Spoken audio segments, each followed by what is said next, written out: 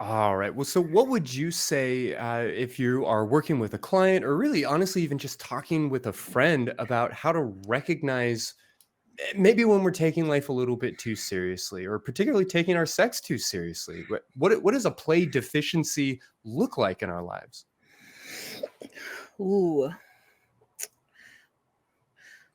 I mean, I think it comes with like your life like satisfaction, right? Like if you're taking a look and taking inventory of what your life looks like right now, like is it what you want? Like I do a lot of exploring with my clients like if they're struggling in a job um or struggling in just life doesn't feel like what it should be. Hmm. Like just taking time and I keep saying the word curious. Somebody take a shot every time I say the word curious. Um like what would your ideal life look like within reason? And I always give that caveat because it's like we're not all gonna have Jeff Bezos money. Hopefully Yeah, not. so take something that feels within reach, even if it feels like a little bit of a reach, and maybe Yeah. more than you even have capacity for. But let your imagination, your creativity, your curiosity actually play a part in figuring out what an ideal life would look like. Yeah, like if you're working a job that you really hate, like what would your ideal job situation look like? Would you work only 4 days a week? Would you, because and probably you do have to work. An ideal world, like none of us would work. But is it like I wouldn't have a schedule that's really strict? I'd be able to work from home or I'd have a hybrid situation because like I need to be around people sometimes, but sometimes I don't want to get out of my pajamas when I go to work. Like just dreaming about what that ideal situation could look like. And same thing with relationships. Like if you're not getting something out of your partner that you're wanting, like is it possible that your partner can give this to you? And if not, is there a way for you to get it from somewhere else? Like within reason, again. Sure. Like if you feel like your partner's not like a very emotional person, right? Like, can you get that from a friendship? Are you able to get that from your a family member that like you're close with? Like, is there a way to like get the things that you want, and it's all within reason? And that can be the same thing with your sex life, right? Like, what would your ideal sex life look like in reason? Be like, oh, I'm having it every day. That's not realistic for Yeah. most people. Who's going to show up and offer that every day? Yeah.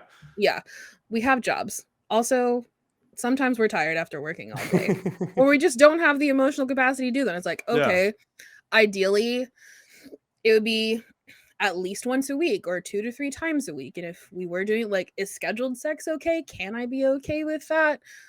And am I having the sex that I want to be having? And again, like this is not being judgmental like towards your partner, like or towards yourself.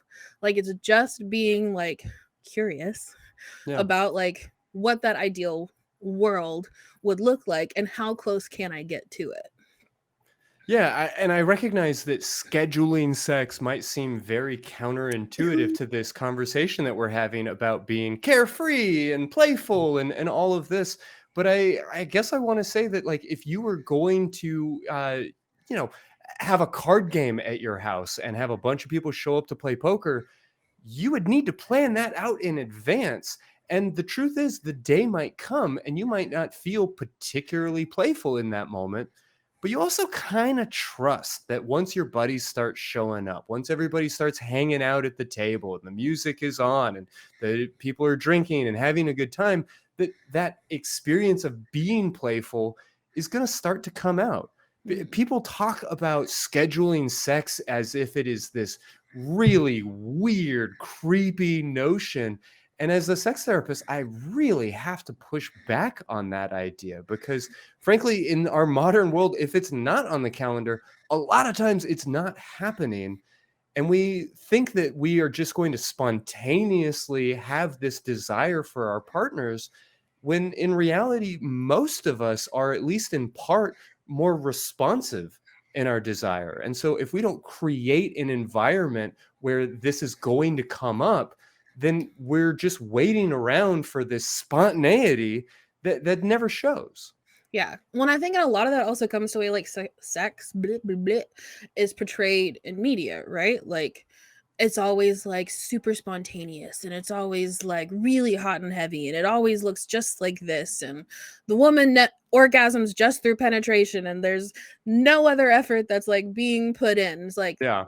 that's also just like not realistic, right? Like we don't live inside of a movie, we don't live inside of a TV show. Like there's other things that are going on outside of life that can make it hard to always have spontaneous sex, Mm-hmm. especially if you've got kids, family obligations, or your work schedule is off the charts wild. Like, and I think that part of that is like can be like reframing it of like I shouldn't have to like schedule sex when it's like, oh, like this can like help build the anticipation up for it to happen. And that can be a part of like the play of like texting your partner, like, oh, like I can't wait for tonight, or like text them a sexy photo or whatever. That's like give like building the anticipation for like what's to come. Pun intended. Yeah.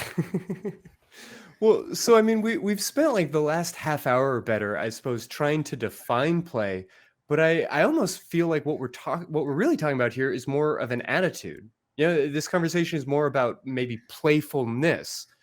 Does that sound like a valid framework? Yeah, like it doesn't have to be that serious. Yeah. It truly doesn't. Like sex does not have to be that serious. And it shouldn't. Sometimes, but not all the Yeah, I time. mean, look, I am not trying to devalue the experience of lighting a candle on your anniversary and looking lovingly into the eyes of somebody you deeply care about. To call that frivolous, I think would be absolutely ridiculous. But also, I don't know that recreation or that silliness or that playfulness is frivolous. I mean, this feels pretty vital to a healthy and happy relationship, to a healthy and happy life. Is that fair to say? Yeah, well, there's also like different kinds of sex that like you can be having like on your anniversary sex where like there's saxophone music playing in the background and there's rose petals everywhere. Like that can feel like a much more like intimate and connecting moment with your partner where maybe you take things slower, but it's like I've got we both work from home and like I've got 10 minutes to spare, like let's just go see what happens. Like those are two very different like experiences that can happen, and both of them can be fulfilling in their own way. Hmm. Yeah. Well, so how do we try to cultivate this attitude of playfulness? I mean, what can we do to bring this back to our relationships? Hmm. I mean, I think that's also like having like a like attitude with like asking your partner like what they're also like wanting from your sex life.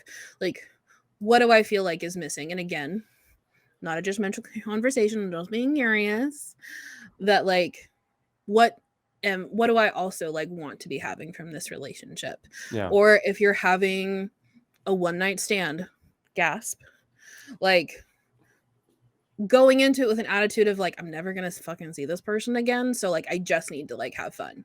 Like if Mm-hmm. I'm never seeing this person again, it does not matter what I look like. As long as we both like want to be here, like that's what matters. And like that can be like like a level of playfulness with ourselves.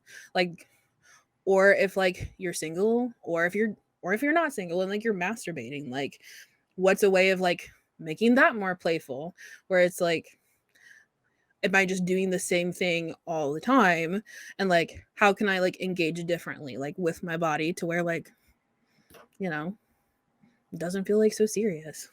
I think that's such a valuable point, especially when we are young and when we are dating. I think we all have this framework where we try to, make like a really romantic candlelit French dinner from scratch for our partner. But when we are alone, it's like whatever we can get through a window as fast and as cheap as possible.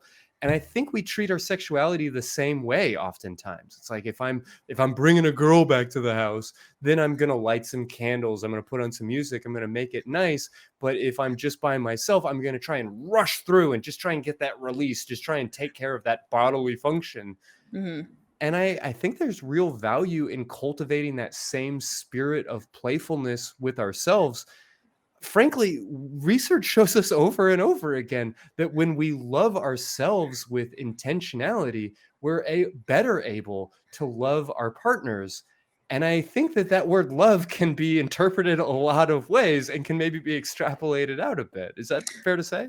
Yeah, like romance yourself, take yourself out on like a little date, like buy yourself some toys, like build up that anticipation of like, hell yes, I'm gonna rub one out tonight. I'm gonna order myself some fucking pizza.